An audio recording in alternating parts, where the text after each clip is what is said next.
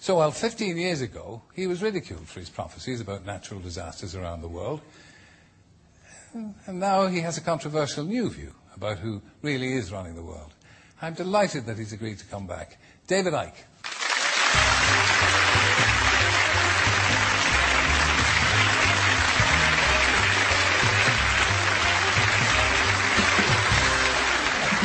Thank you, no problem. Thank you. Now, again, when I see that, I'm slightly embarrassed by it because I thought I was a bit sharp with that comment. So, and at the time I said I didn't mean it to embarrass you. So, that interview at the time, it changed everything for you, didn't it? Well, it changed everything in the sense of I couldn't walk down any street in Britain without being laughed at by most of the people. Going in a pub, there was uproar. A comedian only had to say my name to get a laugh. And what that does is it reveals to you the level of immaturity that passes for adulthood in this country, whereby clearly a guy was going through an incredible experience. And instead of being mature and saying, why is this guy gone from being this, what you would call straight, normal television presenter, to how he is now? This is interesting. What's happening here? Instead, well, I heard the ripples of laughter 16 years on when my name was mentioned. People just laughed. But the other, which gave me a real insight, especially given what I'm doing now in my books, about how easy it is for the few to control the many. Because the many, you know, we laugh at sheep because sheep just follow the one in front. Ah, stupid sheep. We humans have out-sheeped the sheep because at least the sheep need a sheepdog to keep them in line. Humans keep each other in line. And they do it by ridiculing or condemning anyone who commits the crime, because that's what it's become, of being different. I had a choice, Terry, at that point. I could have ended up faced with that scale of ridicule and ended up shaking in the corner. Or I could have said, as I did, laugh, condemn, I don't give a damn. This is me. And if you don't like me, well, that's bad news, because this is the only me there is. And I refuse to conform and be bowed by the ridicule. And what it does, Terry, when you step out of the little box of what will other people think, how do I put this in a way that people won't think I'm crazy, you then realize how small a box you've actually been living in. But you do understand that, and I know you do, that you did make yourself a target because what you were saying was outlandish. It was, by normal standards, outlandish and outrageous, very intense. Just have a look at this. What about eruptions? When may we expect tidal waves, eruptions, earthquakes?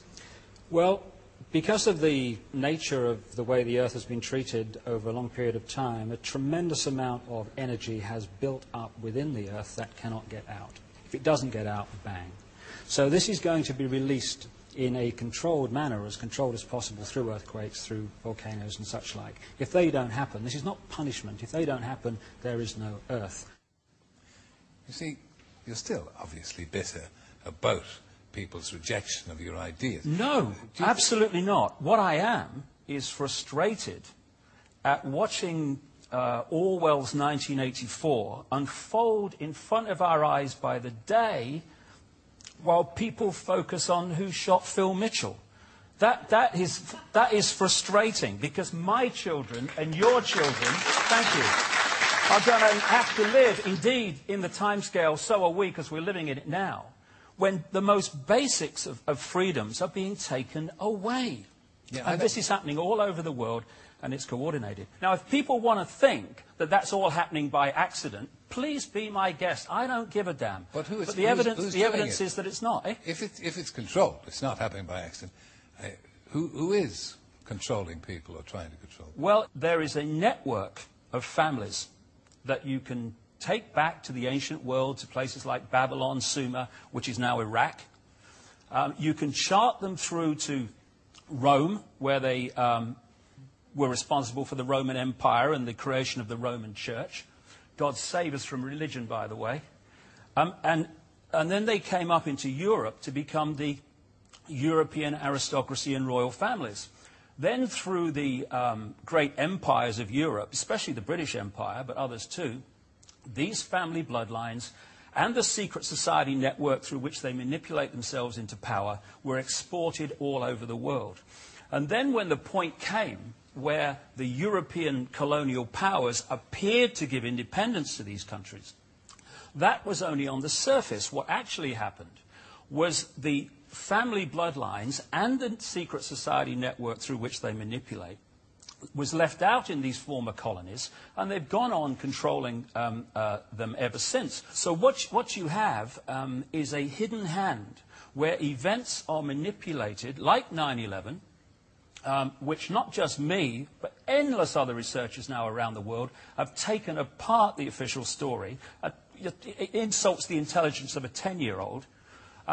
And you have a hidden hand manipulating events, and the whole goal of it is centralization of power to the point where humans are little more than controlled clones. Who's the hidden hand? I mean, who are these hidden hands? This network of families I'm talking about. You find that people that are in positions of apparent power, like prime ministers and presidents, are actually puppets of the real power, which doesn't put itself on public display. Why would it? I mean, does anyone really think that George W. Bush is running America? He probably couldn't tie his shoelaces, never mind run a country. Let me tell you this. Tell me about the project for the new American century. Tell me about it. I know nothing about it. Exactly. Well, let me tell you then something that you should know about. And this is written down. In the 1990s, an organization was created in America called the Project for the New American Century. The people who created it were the people that have run the Bush administration from the moment it came to power. In the year 2000, in September, the Project for the New American Century produced a report, a document, calling for a series of conquests of countries, one of which was Iraq. It actually says in the document, words to the effect of, we must use the excuse of Saddam Hussein to go into Iraq. But look, can I interrupt? No, hold a second. No, but honestly, no. Honestly, you see this? See, but this is the thing, Terry, you see. No, but honestly. You say to me... America is an open society, isn't it? Oh, please. It's not an open society. I've got some seafront property in Birmingham, Terry, you might like to buy, mate. Honestly. Please. Please. David. And they say I'm crazy and weird. America is an open society. My Well, God. I thought in my innocence that most Americans would know what was going on in America. Oh, God. But it's all, you know it all, and... Oh, see, you talked about cheap jibes. That's a cheap jibe. No, I'm not claiming I know it all. I'm saying that I've been to 40 countries. I've spent enormous amount of time in America talking to people who do know what's going on, victims of what's going on, and I'm passing this over to people. But Now, don't yeah, sure. You, but you see how preposterous it is. What, the fact that you think America's an open society? No. Absolutely ludicrous, Terry. I've never heard anything so stupid in your life. Okay. Thank you, ladies and gentlemen. David Icke, thank you. Good luck with your mission. Pleasure. Thank you.